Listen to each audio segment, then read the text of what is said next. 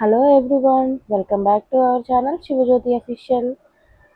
ఈరోజు వీడియోలో ఇంట్లోనే చాలా సింపుల్గా ప్రిపేర్ చేసుకునే పన్నీర్ దమ్ బిర్యానీ నా స్టైల్లో నేను ఎలా చేశానో ఇప్పుడు చూసేయండి. నేనైతే 200 గ్రామ్స్ పన్నీర్ తీసుకున్నాను. వాటిని చిన్న చిన్న స్లైసెస్గా కట్ చేసుకొని కొంచెం కొత్తిమీర, పుదీనా, అలాగే ఫ్రైడ్ ఆనియన్స్, అలాగే బిర్యానీ ఆకు, కొంచెం దాల్చిన చెక్క, కొద్దిగా 4 లవంగాలు, 3 ఇలాచీ వేసుకున్నానండి. అలాగే జీలకర్ర పొడి, ధనియాల పొడి, బిర్యానీ మసాలా, కారం, ఉప్పు తగినంత నేను వేసుకున్నాను. కొద్దిగా నిమ్మకాయ రసం వేసుకొని వాటిని బాగా కలుపుకోండి. ఈ వీడియో అనేది స్కిప్ చేయకుండా చూడండి. చాలా అంటే చాలా టేస్టీగా వచ్చిందండి నాకు ఈ రెసిపీ. అందుకనే నేను కూడా మీతో షేర్ చేసుకుంటున్నాను. ఇందులోనే ఒక 2 కప్పుల పెరుగు తీసుకున్నానండి. అది కూడా బాగా కలుపుకోవాలి. మీరు ఎప్పుడైనా ఇంట్లో పన్నీర్ బిర్యానీ ప్రిపేర్ చేసి ఉంటే మీరు ఎలా చేశారనేది నాకు కామెంట్లో చెప్పండి. నేను కూడా ఒకసారి ట్రై చేస్తాను. ఇలా బాగా కలుపుకున్న పన్నీర్ మసాలాని ఒక 1 అవర్ పాటు ఫ్రిడ్జ్లో పెట్టాలి. నేనైతే ముందుగానే బిర్యానీ రైస్ అనేది నానబెట్టుకున్నానండి. ఒక గ్లాస్ రైస్కి 1.5 గ్లాస్ వాటర్ పోసుకున్నాను. ఇప్పుడు స్టవ్ పైన ఒక గిన్నెలో వాటర్ పోసుకొని అందులో అల్లం వెల్లిపాయ పేస్ట్, సాల్ట్, కొద్దిగా ఇలాచి, దాల్చిన చెక్క, లవంగాలు, బిర్యానీ మసాలా ఇవన్నీ వేసుకున్నానండి.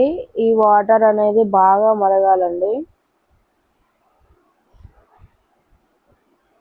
అలా మరిగిన తర్వాత ముందుగా నానబెట్టుకున్న బిర్యానీ రైస్ అనేది ఇందులో వేసుకోవాలి.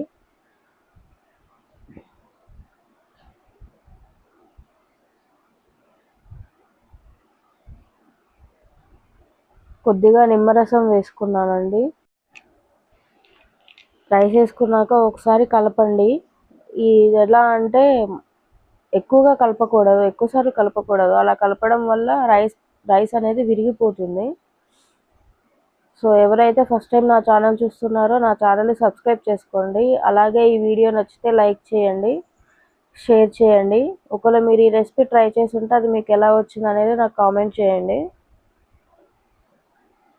సో చూసారు కదండి, అన్నం ఒక 40% వరకు ఉడికిందండి. ఇంకా ఒక 3 మినిట్స్ అలా ఉడకనిద్దాం.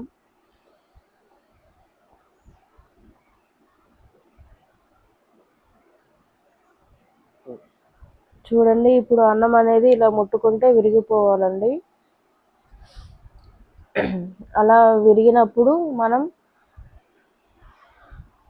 ముందుగా ప్రిపేర్ చేసిన పన్నీర్ మసాలా దాంట్లో చేసుకోవాలండి. రైస్ అనేది వేసుకోవాలి. నేనైతే ఈ రైస్ని 2 లేయర్స్గా వేసుకున్నాను. అది మీ ఇష్టం అండి, ఎన్ని లేయర్స్ అనేది మీ ఇష్టము.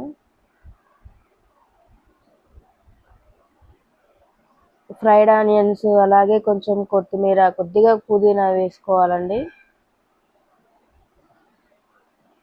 ఫ్రైడ్ ఆనియన్స్ వేసుకోవడం వల్ల ఫ్లేవర్ అనేది, టేస్ట్ అనేది చాలా అంటే చాలా బాగుంటుంది. ఇప్పుడు ఇంకొక లేయర్ వేస్తున్నానండి నేను రైస్.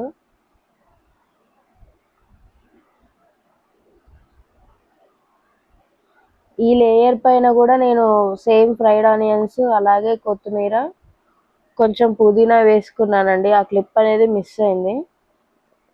అది వేసుకున్నాక దీనిపైన ఏదైనా బరువు ఉన్న ఐటెం పెట్టండి. ఒక 5 నిమిషాలు. 5 నిమిషాలు హై ఫ్లేమ్లో, ఒక 10 నిమిషాలు లో ఫ్లేమ్లో స్టవ్ ఆఫ్ చేసుకోండి. స్టవ్ ఆఫ్ చేశాక కూడా వెంటనే మనం ఈ రైస్ అనేది ఓపెన్ చేయాలి. ప్లేట్ అనేది మూత తీసి చూడొద్దండి. ఒక పావు గంట అలానే వదిలేయాలి. పావు గంట తర్వాత నేను తీసానండి. చూసారు కదా రైస్ అనేది ఎలా పుల్లలు పుల్లలుగా వస్తుందనేది. టేస్ట్ అయితే చాలా అంటే చాలా టేస్టీగా వచ్చిందండి. చాలా బాగుంది. ఒకసారి మీరు కూడా ట్రై చేసి చూడండి.